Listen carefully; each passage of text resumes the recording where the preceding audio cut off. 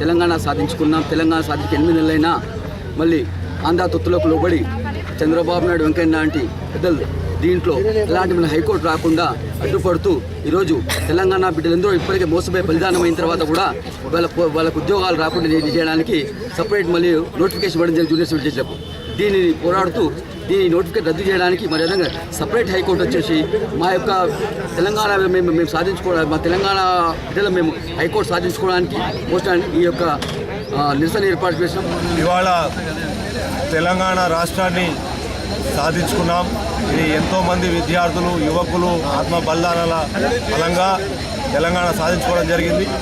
ఈ తెలంగాణ సాధించుకున్న తర్వాత కూడా ఈ ఉమ్మడి రాజధాని అని పెట్టడం వల్ల కొన్ని ప్రభుత్వ ఉద్యోగాల నియామకాల్లో అదేవిధంగా ప్రత్యేకంగా హైకోర్టు సంబంధించి జ్యుడిషియరీకి సంబంధించిన ఉద్యోగ నియామకాలలో నోటిఫికేషన్లు జారీ చేయడం జరుగుతూ ఉంది. దీనివల్ల తెలంగాణ విద్యార్థులు తెలంగాణ ప్రజలు చాలామంది నష్టపోయే అవకాశాలు చాలా ఉన్నాయి. గత స్వాతంత్రం వచ్చినప్పటి నుంచి చూస్తే కూడా తెలంగాణ విద్యార్థుల కానీ తెలంగాణ ప్రజల ఉద్యోగుల శాతం కానీ ఆంధ్ర ఉద్యోగుల శాతం కానీ పోల్చి చూస్తే మనం ఎక్కడో అడుగునబడి ఉన్నాం. సో విభజన అయి మన రాష్ట్రం సపరేట్ అయిన తర్వాత కూడా అదే విధానాన్ని ఆంధ్ర దురాంకారమైనటువంటి పాలకులు అదే ఆచరణ విధానాన్ని అనుసరిస్తున్నారు.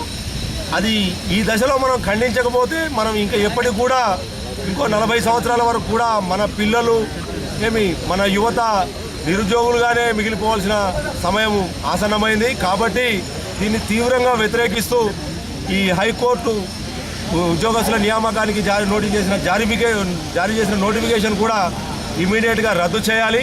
అదేవిధంగా తెలంగాణ హైకోర్టు సపరేట్గా విభజించాలి.